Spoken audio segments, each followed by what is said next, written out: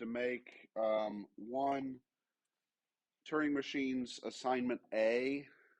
I had made some typos on the answer key that it graded by. That's fixed now. Sorry. And then also, what was the other one? Oh, the master theorem one. There was one problem where like the constant you get is like 1 point something, and I had forgotten the somethings, and so I put a little note in there that said round to 2 decimal places. So yeah, so that's also fixed. Again, sorry. Um, if you're currently in the quizzes, you may have to refresh it or submit it and then look at it again, but it should be fixed. And if you find any other screw ups on my part, then please just let me know. Yeah? Okay. Yeah, so I mean, you guys pay how much in tuition and all they can find is this incompetent moron to teach you guys? It's really pathetic. So, all right. Um, so we're going to kind of switch gears a little bit and start talking about like how to kind of put together some of the stuff that we did with the XOR gate and that kind of stuff, and how you go from that to a full-blown computer. So, one thing I realized I had forgotten to do back, month and a half ago, not sure how I managed to miss this, is we've talked about all the different logic gates, but we never actually like wrote them all down. Okay, so um, in particular, there's symbols for all of these things. And so let's just start with the NAND gate, because that was sort of a primitive one that we were able to build relatively easy with the transistors. And its symbol is this. And I really suck at drawing these. Okay. So I'll show you in a minute, like a computer generated one. So it's got 2 inputs and 1 output. Input A, input B, and some sort of output. And the truth table for it, of course, was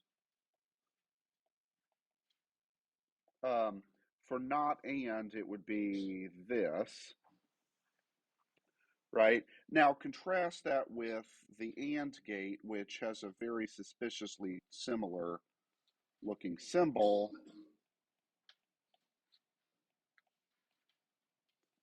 And this was its truth table. Okay, so the truth table part probably, and it's been a little while since we talked about these, but that looks familiar, yeah?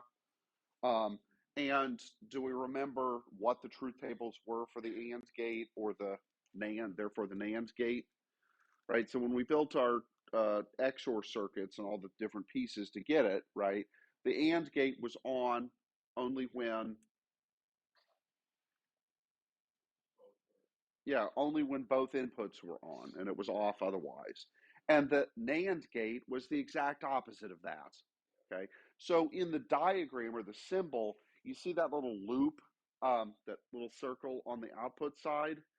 That stands for negate, right? So it's an AND gate with a NOT gate tacked on, would be one way to kind of think about it. Now, interestingly enough, it's sort of funny. I kind of wish that we had done the symbols differently, because how did we end up building the NAND or an AND gate on our breadboards with the transistors? We actually built a NAND gate and then a NOT gate, right? So in some sense, it would make more sense to have the loop here on the AND side, because that's how we built it, but that's just not the standard symbols. So, yeah. Um, okay, anyway.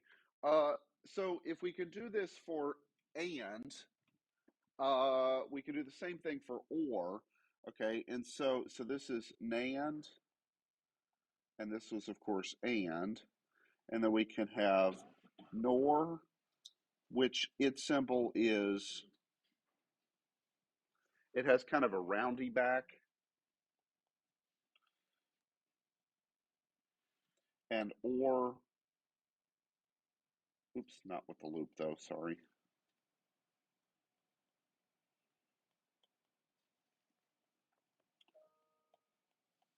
Take it to classifieds. Yeah, get another email. What's this email about?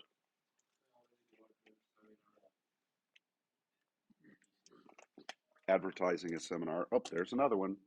Right. Okay, so what's the OR gate? It's on when either input or possibly both are on. Okay, and therefore NOR is the exact opposite of it. It's on only when both inputs are off. Okay. And yeah, I'm sorry, my art skills for drawing these gates kind of suck, so just bear with me. Um, okay, we also have, we're good with those two? Yeah. We've also got the NOT gate, which its symbol is this.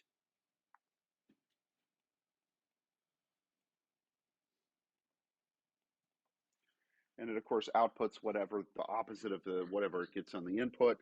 Um, and the symbol for that is just a triangle with a little loop on the end. Um, there is a, well, actually, I'll just go ahead and write it. It's called a buffer. Um, and it just, in the output is exactly what the input is. You might ask, well, why is that useful? It can be in certain contexts. So just for sake of completeness, I'll go ahead and put that one there. Um, those are the only ones, by the way, that are only have a single input. All the others have two inputs. Um, yeah. Okay, so there's two more that we need, and well, what have we not put down yet? XOR, and therefore it's not inversion. Okay, and the symbol for those, XOR is an OR gate. Let me try this again. But it has this extra bar at the back.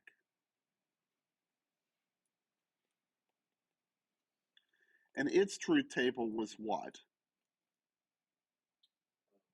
Sorry.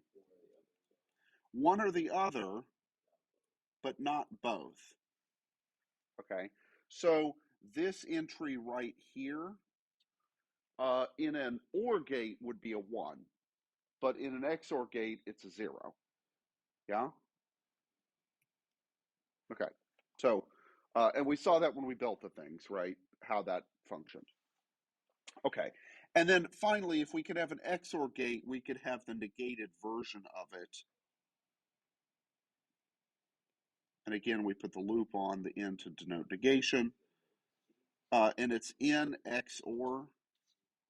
Yeah, I know, it just rolls off the tongue real smooth. And it's the opposite of the XOR gate. Okay. Yeah, and again, I know my drawings of this kind of sucks, so bear with me. Um, when I print these things on stuff, I've got some high quality SVG images and stuff that look proper and nice, but you guys get the idea, right? And in family is square back, or in family is round back. If it's got a negation on it, it has the little loop, and that's basically the pattern. Okay, so this is a set of standard symbols. Um, there are several different standards, and I forget what the name of this set is, but this is pretty commonly what you'll see, at least in American stuff. I think in Europe they don't always use the same set, but whatever. Um, yeah, these are, so we'll call these the freedom symbols. Okay. Yeah. Okay. So great. Now, kind of where I want to go, just for the moment, is I actually want to show you guys a kid's book. Okay, which is kind of, yeah, just exactly, just your reading level. So let me cut over to that. Okay, so this is a book, and I'll actually post this up to Canvas. Um, that is from the 80s. Okay, and it's kind of a kid's book, right?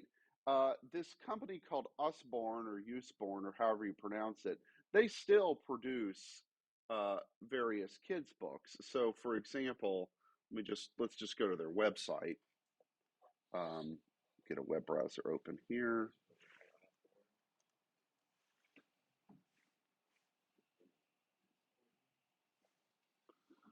Okay, so books for children, and we could go to books and we could browse by category, and we could browse by, let's say we want um, science and technology, and we want computers and coding. Okay, and so uh, they have, let's see, build your own website, my first computer coding book using Scratch Junior, lift the flap, computers and coding, coding for beginners using Scratch. How many of you guys ever did Scratch when you were in like middle school or something? Yeah. Okay. Yeah, and that nowadays is Scratch or MakeCode or one of those sort of visual languages is what most people start with. Um, and yeah, they've even got this one here in Spanish, which is kind of cool. Um, and Yeah. So, did you know that they published the first colorful computer books for children in the 1980s? So, I never actually knew about these books or had any of them when I was a kid in the 80s. And man, I wish I had, because maybe my life would have, you know, ended up a little different. I would have done more programming. Um, yeah, but they've got a lot of stuff like, so back in the day, by the way, you would buy list of computer code in books and you type it in yourself, and then like you have that program. And a bunch of them were, of course, games. Okay. Um, but anyway, the machine code one, where is it? Machine code for beginners. That's the one that we're going to kind of look at here. And so let me minimize that. Okay. So where this logic gate stuff comes into it, and we'll kind of see in a minute, or well, not a minute, but see in the next sort of few days worth of discussion, is to talk about fundamentally how does a computer processor work. Okay. And I want to skip through here to, um, let's see, where is it? Okay. Hexadecimal, right? We've all done that. And let's see, I want to go to not this one, this one. Okay. So every processor, computer processor, has some sort of architecture that looks sort of like this. Okay. There are little mailboxes, which are called registers. And depending on the design of the CPU, there could be lots of these or not very many of these. In computers in the 80s, there weren't that many of them. Nowadays, a modern processor has like 30 something of them. Okay, so, um, and uh, then there's also a pile of memory, okay, that's sort of external to the processor. So the way to think about this, right, when we took apart the computers, right, you guys saw, all right, here's the processor, and over here was the RAM. Those are two separate physical things, okay? And we want to think of them as two separate physical things. Processor here, RAM over here, okay, or memory. Okay, and what in a sense, think of registers as being, um, they're like RAM in the sense that they're just temporary storage spots for information, but unlike RAM, they're way faster, there's fewer of them, and they're actually internal to the processor. Okay, so when the processor does arithmetic, for example, to add two numbers together, that's all taking place within the registers of the CPU. Now, this sort of begs the question, why do we call these registers in the first place? Well, how many of you guys have used old-timey calculators before? Or like when you go to pay somebody, where do you go? To the cash register. Even though we don't pay with cash much anymore, and it's not really a register. The thing at the cash registers nowadays are just full-blown computers, right? And they have been probably since the 80s or 90s at places. Um, okay, so we call these things registers, and that's kind of thinking back to the days where we had electromechanical computers, like things that you might use in a bank or something, that as money comes in or goes out, you add or subtract from some starting total of how much money is in the drawer, right? And so what it's displayed there is the register of how much money you got in your drawer. Um, okay, and then we have to sort of figure out, well, how is it that the processor is actually going to process, in the sense of like we have to tell it what to do. How do we do that? Okay. And then how does it know to advance and read a new instruction and what those instructions mean? Okay. So we flip over to the iPad and kind of sketch out sort of the idea here. Okay. So our CPU is going to have in it registers, a decoder, an ALU, um, and I'll go ahead and say it here, the program counter. Okay, so what do these stand for? Well, registers, we just said, they're kind of like temporary little pieces of memory. A decoder is something that, well, it decodes an instruction and or a piece of data. For our purposes, we'll say it'll be an instruction. So we know what to do, how to actually execute that instruction. ALU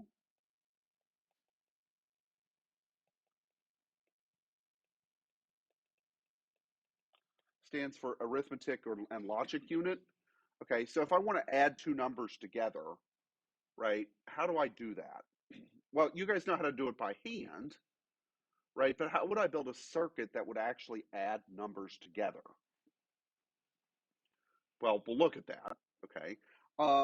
And similarly, there's logical operations, like I could take two numbers and those bit patterns together or something, right? So anything in the arithmetic or logical department, uh, I can do with this ALU unit. And then this thing called the program counter, okay? So then over here, um, so this is our CPU.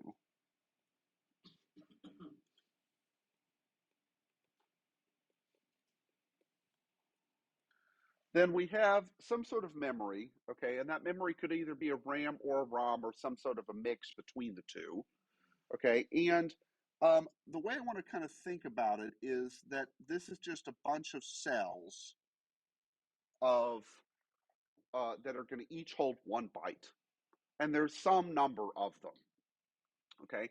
In modern computers, how many bytes of memory do you typically have? A lot, and well, not of RAM. It's going to be in like the gigabytes department, right? So you go buy pretty much any computer nowadays, and it's going to come with at least 8 gigabytes worth of RAM.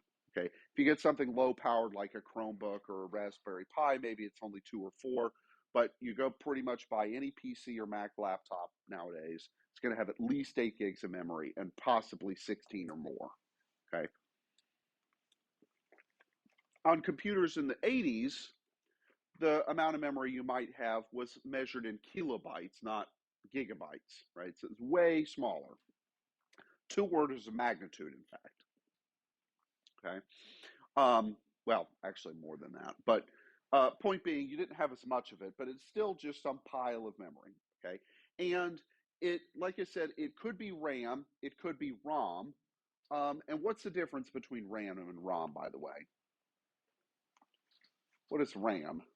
What does it stand for? Random access memory, and you can both read from it and write to it. Okay, so you can change the contents of it, but what happens if you turn off the computer? What's in RAM is gone, poof, right? Okay, ROM stands for read-only memory, and that can come in a couple of forms. Back in the 80s, it would come in the form of actually chips that had been programmed in a factory to have certain contents in them, but you couldn't change them after the fact.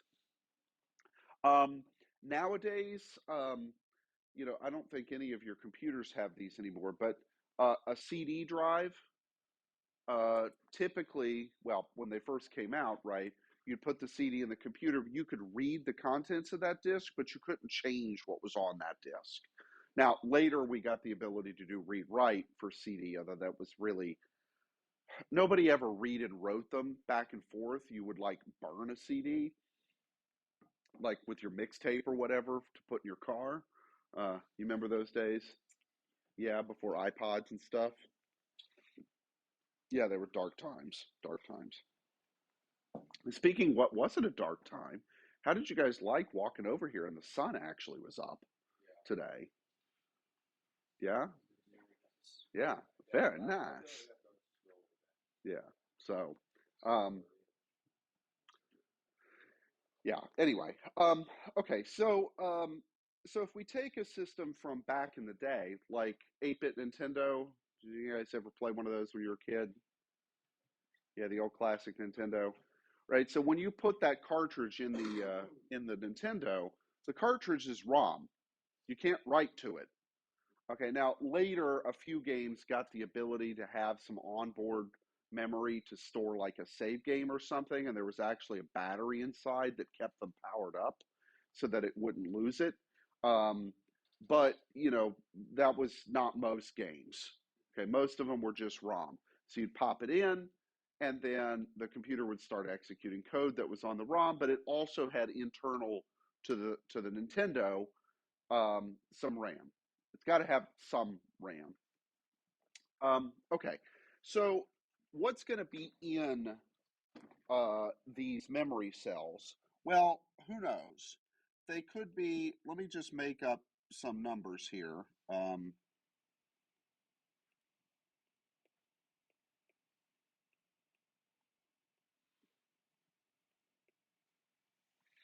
Okay, blah. So I've just made up some stuff, and I'm writing these things in hex, even though it doesn't really matter for right this instant. Okay, so the program counter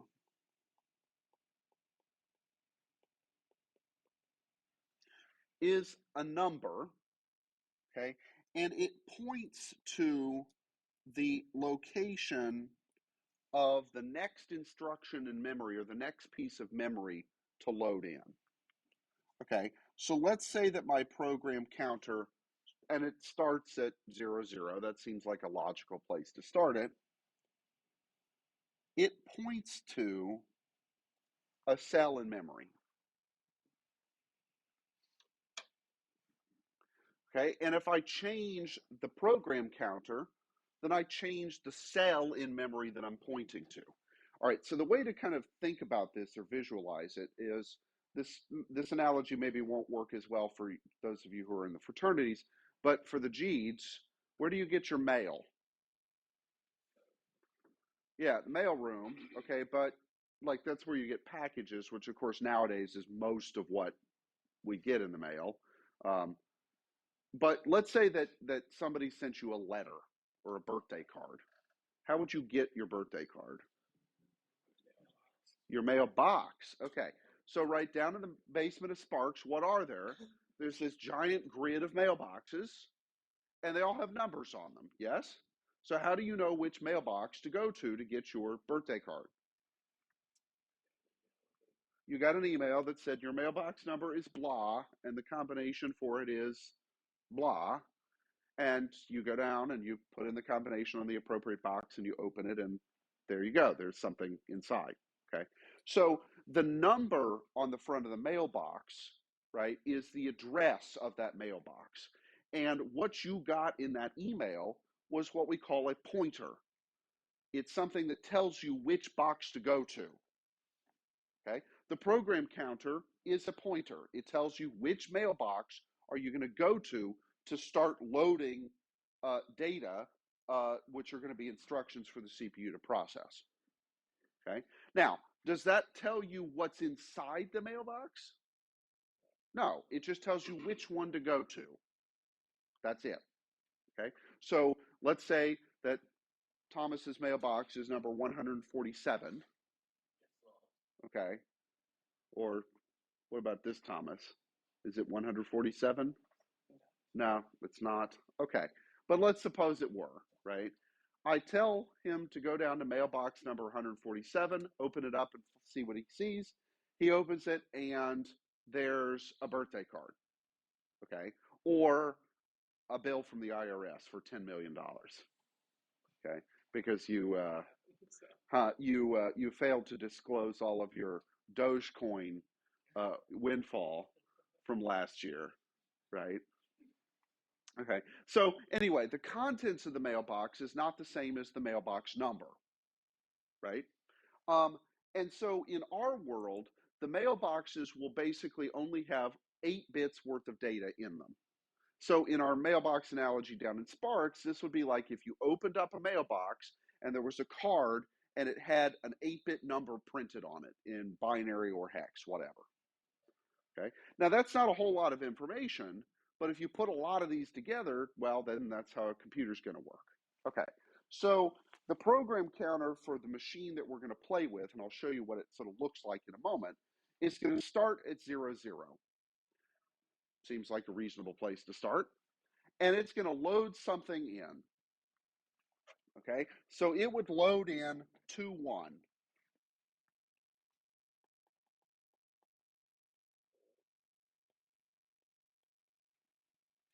And it's going to load it into a thing called the instruction register. Okay, and then it will increment. So if it starts at 00 and I copied what was in mailbox, the first mailbox, into a register, the special one called the instruction register, and I add one to my program counter, now where is the program counter pointing? At the next cell, which is 01. So I'll load that in. Okay, and then the program counter will increment. Now, on the particular processor that we're going to work with, every instruction requires 2 bytes worth of memory to encode. So 2101 here, that's 2 bytes, yes, okay, is a complete instruction. Now, what does it do? You guys don't know, right? If I just handed you this and said, what does that do as an instruction? You'd have absolutely no clue, okay? Which will bring us to the sort of next part of the discussion. So this is an instruction, but you don't know how to decode it, okay? Which is where the decoder part comes in. Okay, you guys will know how to decode it, but not this instant. Okay, so is that okay? Yeah. So now that it's loaded in, we have to decode and figure out what is this actually telling us to do, and then we need to do it. Okay.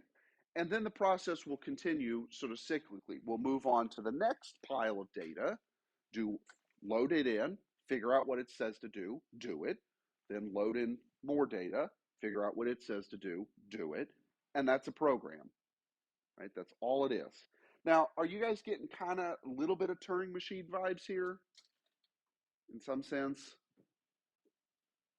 Yeah, it's maybe not quite as impractical as a Turing machine, but yes. Okay, so let me open up. Um, let's go back to. Oh, I've got to log in. I forgot.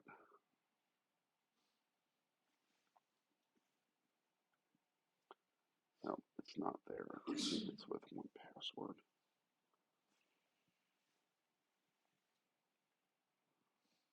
I freaking hate Apple's thing that wants me to use their password thing all the time. It gets in the way. Okay. Okay, so I'll post a hot link to this on Canvas. And let me actually just, let's see, where's this one? I want to hide, not the file tree. There's one of these that should allow me to hide the source code. Well, we'll just do it that way. Okay. So our opcode table, okay, this is a little bit of a work in progress, I have to admit. So let me back up a moment. And the book that none of you bought, okay, defines a particular CPU architecture, okay, that doesn't exist. And what I mean by it doesn't exist is there's no actual processor out in the world that it matches this instruction set. Okay, so the guy basically made it up for the purposes of teaching, right? Perfectly good premise. And so he deliberately stripped out a bunch of things that real architectures have to make it more manageable for classroom use. Okay.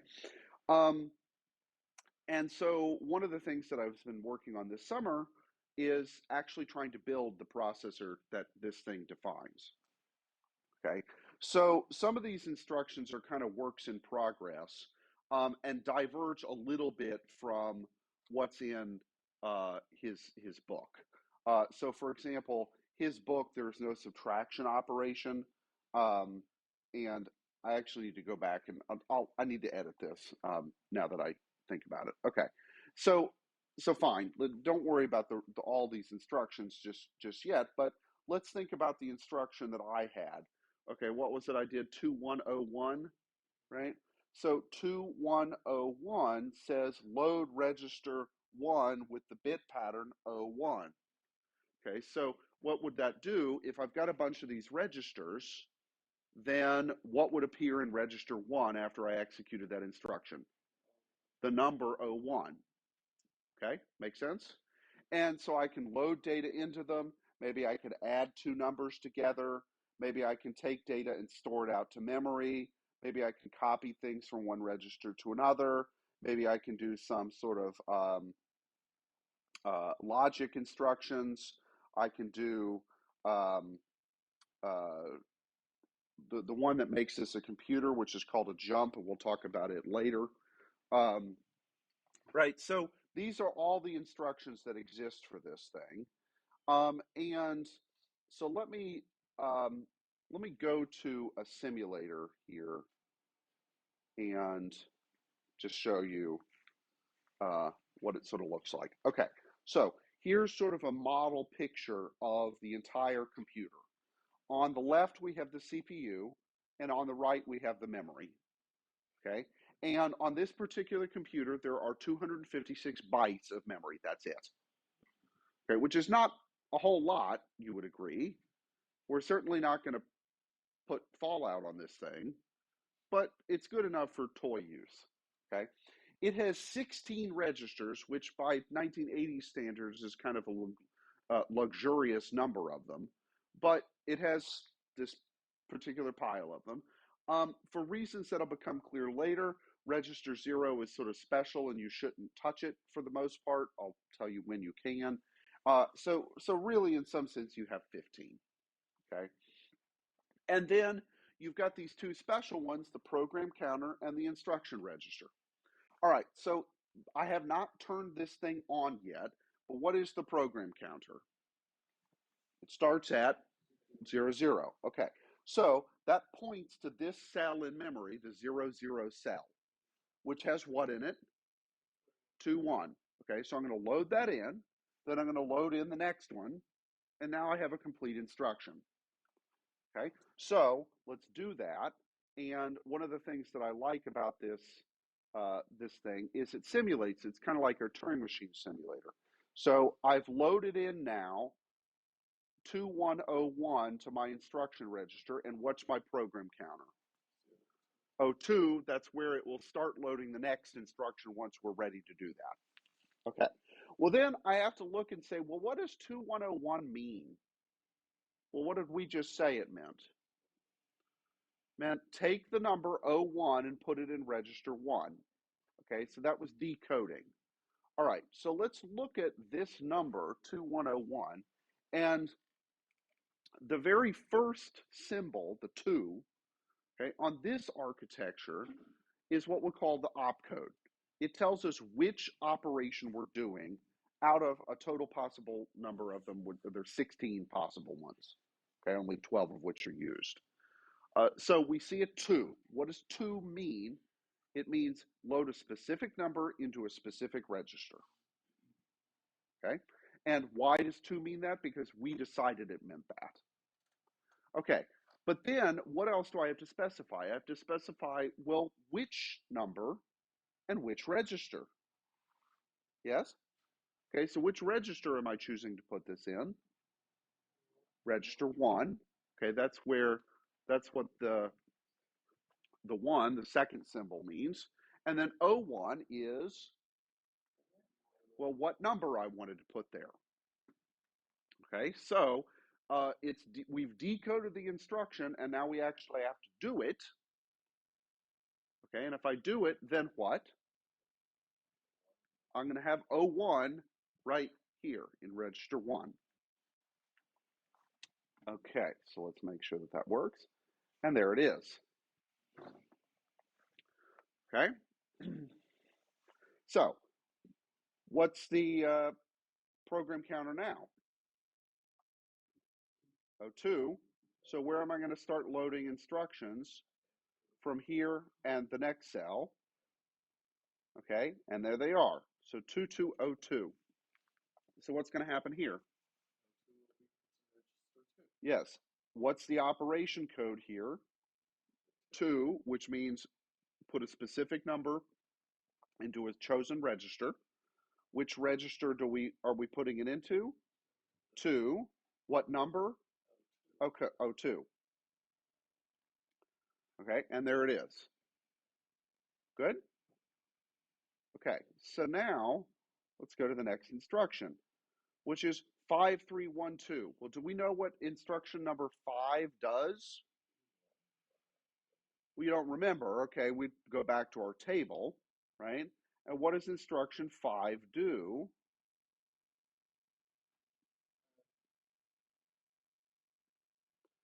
It adds them in 2's complement as integers and puts the result, well, here we have to be careful. Okay, so what 2 registers are we adding together? S and T, and we put the answer in register R. Okay, so here R, S, and T are placeholders for specific numbers. Okay, so looking back at our instruction there, what registers am I adding together? 1 and 2, and I'm putting the answer in register 3. Okay, all right, so what should appear in register 3? 03 in this case, because that's what 1 plus 2 is the last time I checked. Okay, and there it is. And then 33FF. Well, do we know what operation number 3 is? No. Well, let's look at the table. What does it do? We give it a register and a memory address, and it's going to store it out at that memory address. So I want to put this in memory someplace. I have to say, well, which register do I want to take the data out of? And what mailbox do I want to put it into? Yeah? Okay, so which memory address? Or sorry, which mailbox? 3. And what mailbox number? FF, which happens to be the bottom right here. Okay, I just kind of picked that semi-arbitrarily. Okay, and then notice what's there. 03. And then finally, the C000 instruction, which is the halt instruction. It basically just says stop. And so now the program's done. Okay, so what did this simple little program do? What did it do? It counted to 3, but it did so by adding 1 and 2, right? I picked two numbers, I added them together, and I stored that result out to memory someplace. Now, you guys would agree that's not exactly the most exotic of programs, right? But what I'm trying to kind of show you guys with this, and we'll keep working with this obviously for the next week and a half or something, is so in Python, right? Let's say I fire up Python and I tell it to add two numbers together, right? From your standpoint, it looks like that all happens in one magic step, yes? But it doesn't. It really happens in several steps like this, okay? And in fact, I'll give you sort of an example of that. So let me switch over to the Pi.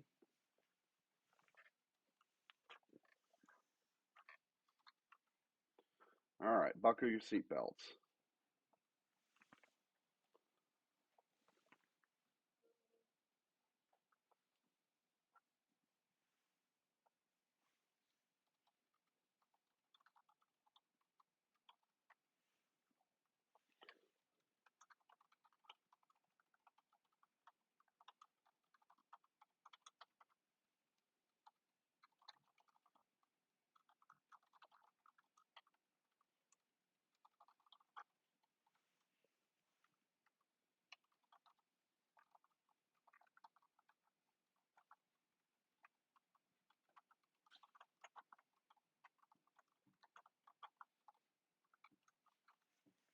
Okay, so something like this, yes, is essentially what my program has done.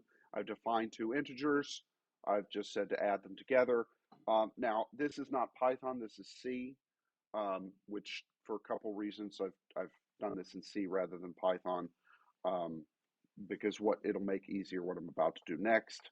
Okay, all right, so let's do, and then we need to CSC101, and then I called this assembly demo.c. Okay, GCC.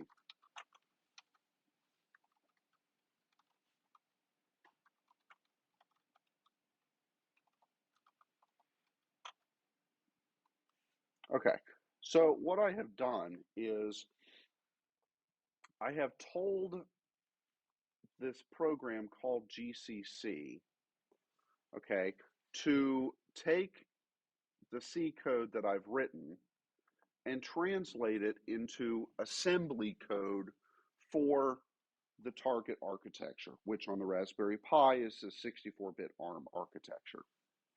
Okay, so what I want you to look at are this instruction here, move W01. Okay, so this is going to take the number 1 and put it into this register, which on the Raspberry Pi, one of them, the first one's called W0. Okay, fine. And then it's going to take the number 2, it's going to load it, store it someplace, okay? And so the two numbers are going to be in registers W0 and W1. And then what happens in this spot right here? It's going to add two of them and put the answer in a third one. And the third one doesn't have to be a unique third one. It could be you put the answer back in one of the sources. That's okay. Okay, but it does exactly that, right? So we should look at this line that I've got highlighted as being kind of like the instruction that we had a moment ago, right? I'm adding two registers together and storing the result in some third register, okay? And does this look different than what we've been looking at? Yeah, of course, because what the code and stuff that I've got in front of you here is for an actual processor, not our made-up processor. Now, you might ask, well, why not let's just look at an actual processor and forget this toy processor? Well, here's a good reason. How many instructions are there in our architecture? Our toy architecture? It's like 12, right? How many are there for this real ARM architecture?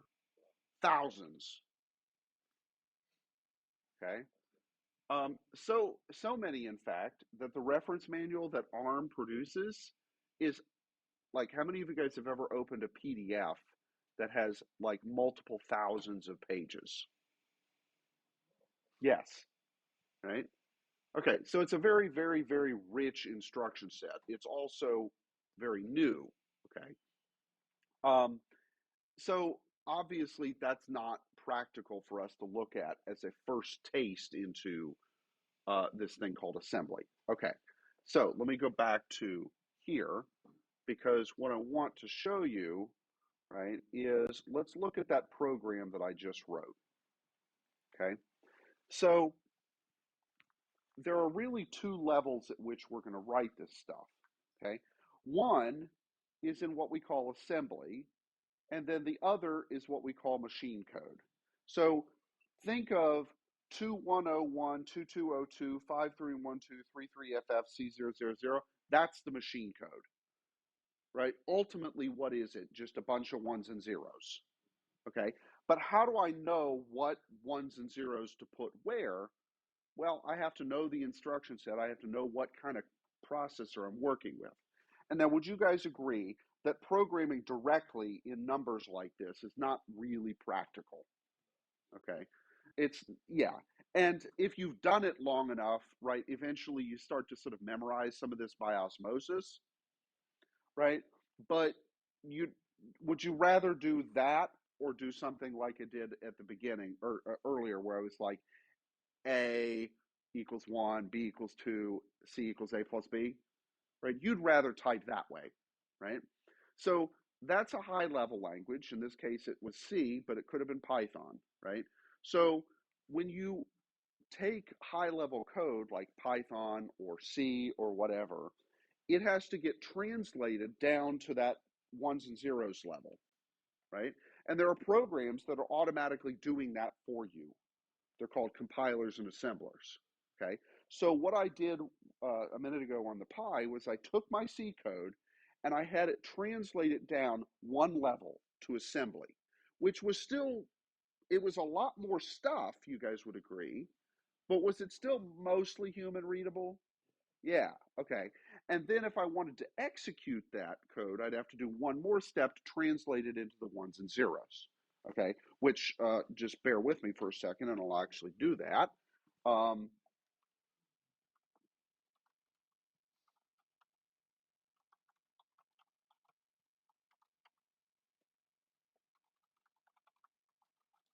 or actually, you know what I want to do?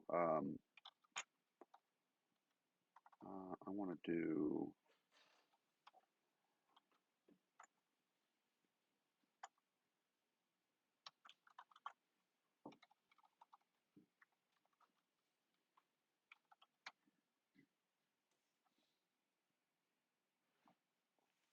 here. Okay, so let's take that add instruction that we were looking at a minute ago.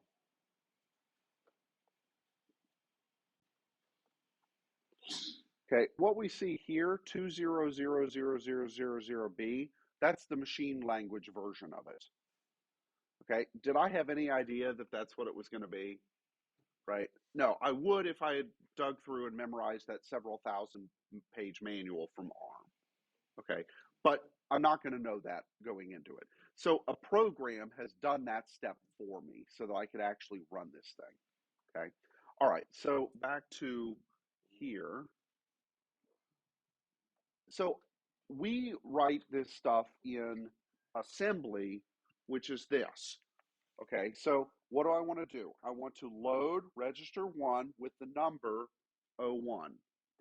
Okay, what's the semicolon? Anything after a semicolon is, well, we kind of saw this with our Turing machine simulator. It's a comment, meaning that it's ignored by the processor. Okay, so is it pretty clear looking at this? This is going to load in two numbers, add them, and put it out into memory and then stop. Yeah? Is it clear looking at this pile of numbers that that's what's going to happen? Less so. Okay? So when the guy who defined this book or this processor architecture in the book, he never actually defined the assembly language. Okay, he defined the machine code instead of the architecture, but this layer wasn't there. Now, because it's simple enough, you could get away with it. Okay, but it's not quite optimal. Okay, so what I've been working on over the last several years is defining the assembly instruction or the assembly language for it. Um, by the way, as of yet, there is not quite an automated way to go from this to this, although John Barker was working on that this summer. We've got it almost working, right? Um, so this is subject to, I think, some ongoing, well, research is really the best way to put it. Okay. All right. So does that kind of get our appetites whetted for what this whole assembly business is? All right. See you guys later.